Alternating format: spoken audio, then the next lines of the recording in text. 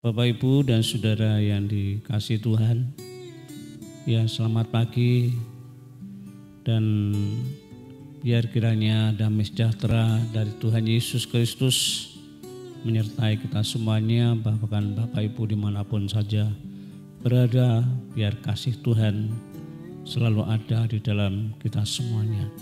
Ya, kita sadar kita ini ada di tengah-tengah situasi keadaan yang tidaklah mudah. Ya. Secara global seluruh dunia ini mengalami masa-masa yang sulit. Ya, untuk ini akan menimbulkan banyak masalah di dalam setiap orang. Ya, semua orang, tak seorang pun dalam hidup ini mengalami masalah atau pencobaan. Iya, baik apapun juga masalah dalam keluarga, pekerjaan, ekonomi.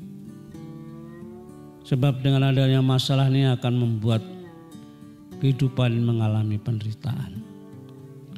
Namun ya, tak seorang pun bisa terhindar dengan adanya masalah.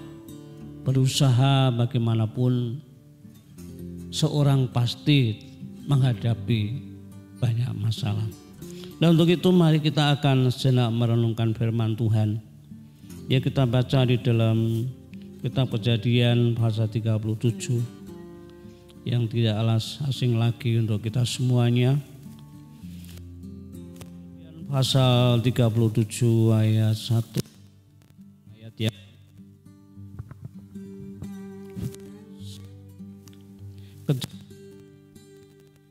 37 ayat 1 sampai dengan ayat yang 4. Ya, demikian firman Tuhan akan saya bacakan. Adapun Yakub, ia diam di negeri penumpangan ayahnya, yakni di tanah Kanaan. Inilah riwayat keturunan Yakub. Yusuf tatkala berumur 17 tahun, jadi masih muda, biasa mengembalakan kambing domba bersama-sama dengan saudara-saudaranya, anak-anak Bilha dan Silpa, kedua istri ayahnya. Dan Yusuf menyampaikan kepada ayahnya kabar tentang kejahatan saudara-saudaranya. Israel lebih mengasihi Yusuf dari semua anaknya yang lain, sebab Yusuf itulah anaknya yang lahir pada masa tuanya, dan ia menyuruh membuat jubah yang maha indah bagi dia. Setelah dilihat oleh saudara-saudaranya bahwa ayahnya lebih mengasihi Yusuf dari semua saudaranya, maka bencilah mereka itu kepadanya dan tidak mau menyapanya dengan ramah. Ya, sampai di sini. Nah, Bapak, Ibu, dan saudara yang dikasihi Tuhan, ya, di dalam firman Tuhan yang kita baca ini, yaitu yang tidak asing lagi bagi kita, ada seorang yang namanya Yusuf. Yusuf ini salah seorang dari ke-12 anak Yakub, dan juga seorang yang senantiasa takut akan Allah. Ya, hidupnya menjauhi dari kejahatan. Ya. Yusuf seorang anak Yakub, ya, yaitu ayahnya. Dari situ ayahnya lebih mengasihi Yusuf daripada semua anak-anaknya yang lain. Karena Yusuf ini ya anak daripada ibunya namanya Raka yang dikasih, namun ya sudah lama tidak punya anak, dan ini pada masa-masa akhir, masa kecil yang diharapkan ternyata Yusuf inilah lahir sehingga Rahel yang dicintai Yakub ini melahirkan anak. Wah, ini menjadi suatu kebanggaan, sukacita Yakub karena Rahel yang dulu dikasih. Tuhan memberkati seorang anak yang sudah dinantikan lama. Ya. Nah, setelah yaitu dilihat oleh saudara-saudaranya bahwa ayahnya itu lebih mengasihi Yusuf dari semua saudaranya. Bahkan Yakub ini membuatkan suatu jubah yang indah kepada Yusuf. Ya. Nah, ini menjadi suatu masalah. Ya, menjadi suatu masalah bagi Yusuf, yaitu karena sebagai anak yang paling dikasih bahkan dibuatkan jubah yang indah, yang mahal. Ya, maka bencilah saudara-saudara Yusuf ini dan kemudian tidak mau menyapanya dengan baik. Ya, mungkin dari hari ke hari ya diperlakukan sesuatu yang tidak menyenangkan, benci, tidak dipandang sebagai suatu adik yang dikasihi. Ini menjadi suatu masalah yang cukup berat yang dialami oleh Yusuf. Ya, Yusuf ini adalah salah seorang dari anak Yakub yang kecil, yang kecil, kakak daripada Benyamin, ya, kakak-kakaknya dan lebih tua, lebih dewasa, ya sungguhnya bisa menjaga, namun kebalikannya justru malah memperlakukan yang tidak baik kepada Yusuf. Nah, ini membuat Yusuf bukan perkara yang mudah ini. Apa kesalahannya? Ya, sampai harus diperlakukan yang tidak baik oleh saudara-saudaranya. Tidak dipandang sebagai sesuatu untuk dikasihi. Ya, tapi dibenci. Wah, ini mengalami sesuatu masalah yang tidaklah ringan. Ya. Dibenci dan tidak disapa oleh saudaranya itu suatu yang sangat menyakitkan. Ya. Suatu yang membuat kesusahan. Suatu yang bisa membuat penderitaan bagi Yusuf. Ya.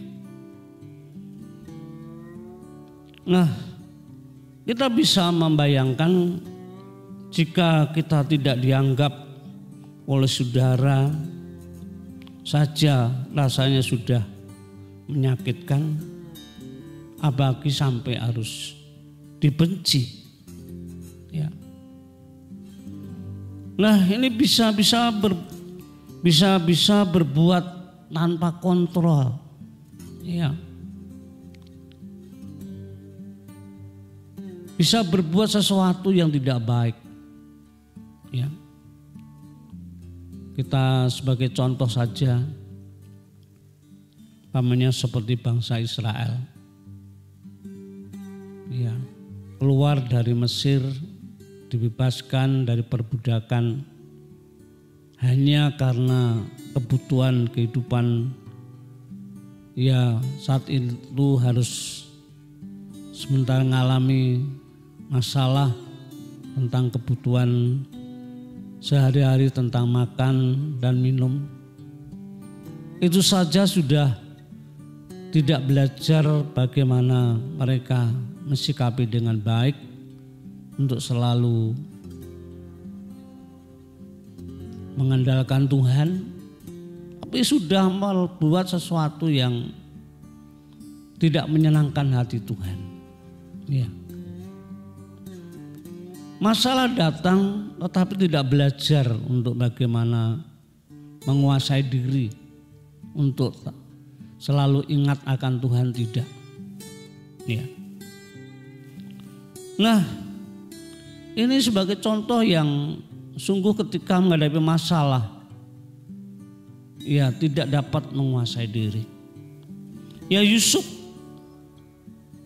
memang tidak dituliskan tentang bagaimana reaksinya, tetapi kita tahu ketika dibenci, tidak disapa oleh saudaranya, dalam firman Tuhan itu ya sampai berapa tahun yang dialami masalah itu, bahkan sampai dijual menjadi budak. Tidak ada sesuatu di dalam diri Yusuf ini sesuatu yang tidak baik. Tidak ada dituliskan sesuatu yang bertindak sesuatu yang negatif. Tidak. Ya. Yusuf tahu bagaimana menguasai diri ketika menghadapi banyak masalah. Ya. Seseorang ketika menghadapi masalah kadang-kadang mengedepankan tentang emosinya, kadang-kadang lepas kontrol. Namun kita tahu bahwa di sini Yusuf ini seorang yang tahu bagaimana menguasai diri. Ya, menguasai diri. Ya, mengingat kondisinya yang sendirian mengalami sedemikian karena saudara-saudaranya, dia menyadari kelemahan dan keterbatasannya.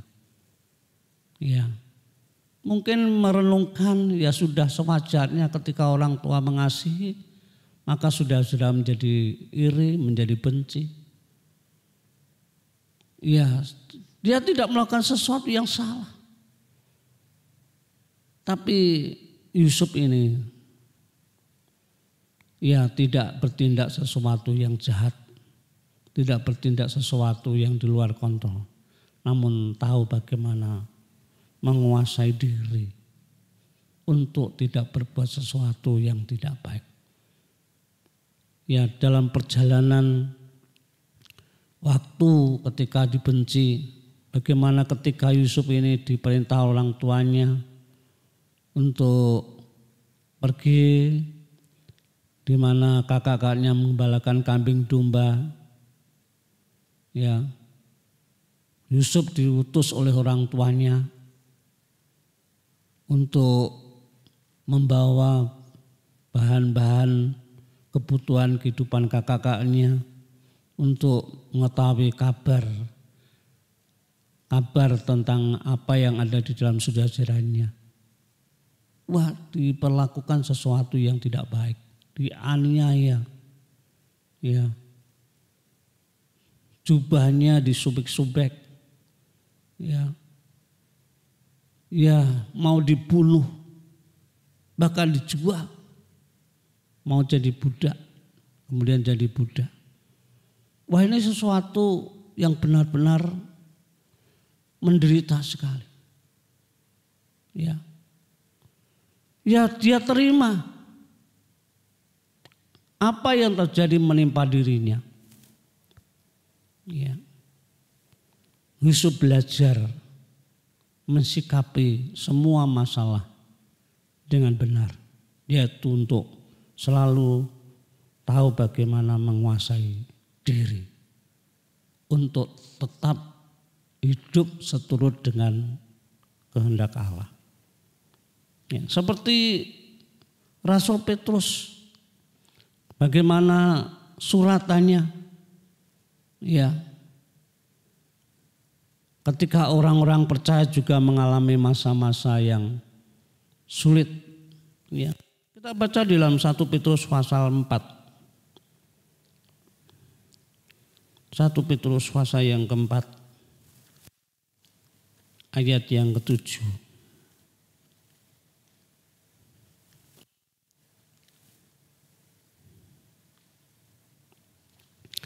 Petrus pasal yang keempat ayat yang ke-7.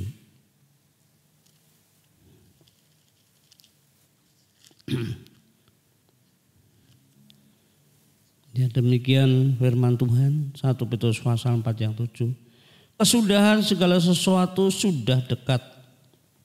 Karena itu kuasailah dirimu dan jadilah tenang supaya kamu dapat berdoa. Ya, saya ulangi. Kesudahan segala sesuatu sudah dekat. Karena itu kuasailah dirimu dan jadilah tenang supaya kamu dapat berdoa. Ya. Orang-orang saya dalam situasi yang sulit, terlebih suratan Rasul Petrus ditujukan kepada orang-orang percaya yang tersebar dimanapun, pasti menghadapi masa-masa yang sulit juga. Ya, bagaimana tentang kebutuhan kehidupan sehari-hari, mungkin tantangan-tantangan juga hal yang lain sebagai pengikut Kristus. Ya, Rasul Petrus memberikan nasihat, kuasailah dirimu dan jadilah tenang supaya kamu dapat berdoa. Nah, Bapak, Ibu, dan Saudara yang dikasihi Tuhan, inilah sesuatu yang perlu bagi setiap orang percaya. Ketika seseorang mengalami masalah yang menjadi pertanyaan, dapatkah kita menguasai diri? Di dalam situasi yang sulit, kita tidak boleh lepas kontrol, tapi kita belajar bagaimana menguasai hidup ini, menguasai diri. Sehingga kita senantiasa tenang, bagaimana jalan keluarnya, kita menghampiri Tuhan. Kita mohon pertolongan daripada Tuhan. Ini sesuatu sikap yang paling tepat. Ya. Memang ini bukan perkara yang mudah. Pada umumnya orang tidak berbuat sesuatu untuk menguasai diri. Tapi seringkali lepas kendali.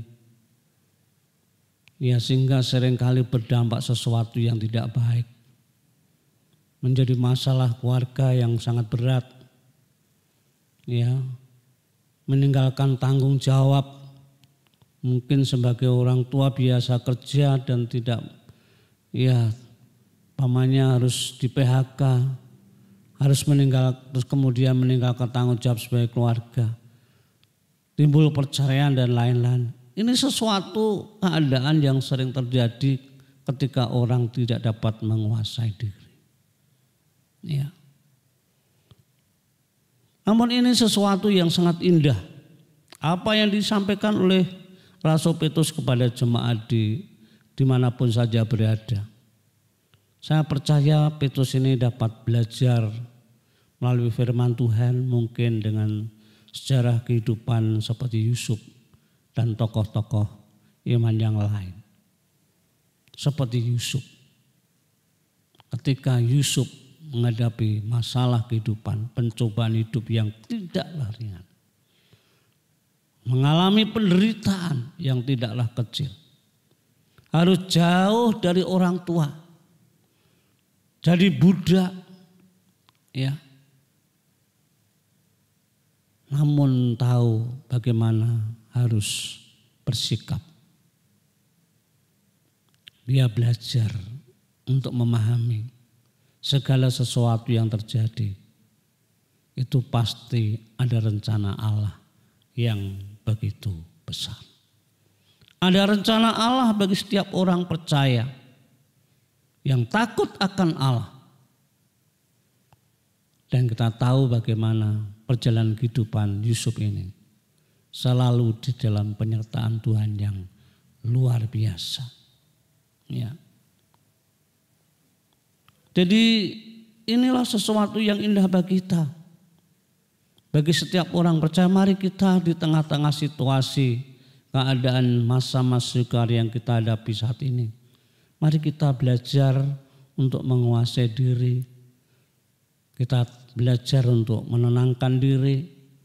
Kita senantiasa mengarahkan pandangan kita kepada Tuhan. Tuhan itu sumber pertolongan yang sanggup menolong bagi orang yang takut akan Tuhan. Ya. Meskipun perjalanan kehidupan Yusuf itu dalam penderitaan yang tidaklah singkat waktunya, namun menunjukkan bagaimana Yusuf ini seorang yang benar-benar hidupnya senantiasa ada dalam persekutuan dengan Tuhan. Sehingga apapun yang dikerjakannya selalu disertai oleh Tuhan. Disertai oleh Tuhan. Ya. Nah, meskipun Yusuf tidak tuliskan tentang reaksinya ketika diberi dan tidak disapa oleh saudara, namun Yusuf sebagai seorang yang takut kepada Allah dalam semua peristiwa yang dihadapi, menerima pencobaan itu sebagai juga ujian dalam kehidupan imannya. Ya. Ujian iman. Ya. Jadi tidak disikapi dengan bersungut-sungut, namun dari semua yang terjadi adalah disikapi sebagai ujian iman. Yang memang seseorang diuji imannya memang dengan keadaan-keadaan yang sangat berat, yang sulit. Belajar untuk menerima itu memang bukan perkara yang mudah. Ya. Bukan perkara yang mudah. Ketika hal ini dialami Yusuf, Tuhan untuk memandang sesuatu yang sungguh ini suatu tindakan yang benar. Ketika masalah penderitaan yang dialami diterima sebagai ujian iman. Wah, di mata Tuhan ini sesuatu yang sangat berharga, yang sangat menyenangkan hatinya Tuhan. Ya. Terus dari hari ke hari, semua yang dihadapi, semua dilakukan dengan iman. Seberat apapun disikapi dengan iman. Dan kita tahu bagaimana segala sesuatu yang dilakukan dengan iman. Buah hasilnya luar biasa. Ya, ketika kita tahu bagaimana di dalam Kejadian pasal 39 ketika jadi budak di Potifar, segala yang dikerjakannya berhasil. Ya, apa yang dilakukannya, ya tuannya tahu bahwa Yusuf ini disertai oleh Tuhan. Ya, berbeda dengan budak-budak yang lain. Ini membuktikan bagaimana Yusuf ini seorang yang benar-benar ya dalam setiap kehidupan masalah apapun tidak menjadi sesuatu yang menghalang-halangi untuk yaitu percaya kepada Tuhan. Bukan menjadi suatu penghalang, tetapi justru membuat imannya semakin bertumbuh. Bukan saja dalam keadaan senang, dalam semua ada, tapi dalam penderitaan. Dia tetap di dalam iman kepada Tuhan. Bapak, Ibu, dan saudara yang kasih Tuhan, ini bukan perkara yang mudah. Setiap orang Kadang-kadang di dalam perjalanan hidup ini seringkali menyadari kegagalan-kegagalan. Ya. Tapi ketika kegagalan-kegagalan itu menjadi pelajaran yang perlu kita evaluasi, kita disadar ya itu menjadi sesuatu yang baik bagi kita. Sehingga kita belajar dari kegagalan-kegagalan itu untuk kita kembali, untuk dapat membangun kehidupan iman. Ternyata ketika kita berjuang dalam iman bukan karena segala sesuatu dalam keadaan baik, tapi justru dalam keadaan masalah dan pencobaan. Di situ pun juga tempat di mana kita untuk terus berjuang di dalam iman kepada Tuhan. Dan ternyata Tuhan itu tidak pernah meninggalkan. Pertolongan Tuhan itu sungguh ajaib. Seperti puji-pujian, pertolonganku. Ya, pertolongan Tuhan itu sungguh-sungguh ajaib untuk kita semuanya. Nah, Bapak Ibu dan Saudara yang dikasihi Tuhan, di hadapan Tuhan, iman itu sangat penting. Ya. Di hadapan Tuhan iman itu sangat penting. Ya. Seperti Tuhan Yesus juga ajarkan tentang bagaimana orang senantiasa terus selalu berdoa. Ya. Jadi seperti seorang janda di dalam Injil Lukas pasal 18. Ya. Bagaimana seorang janda datang kepada hakim yang lalim, hakim yang kejam untuk mohon yaitu pembelaannya dalam kondisinya sebagai janda yang tidak mampu. Namun saat itu hakim yang tidak punya belas kasihan itu tidak mau. Tapi tidak berhenti, tidak putus asa, terus datang kepada hakim ini. Ketekunannya, perjuangan imannya, inilah yang dihargai oleh Tuhan.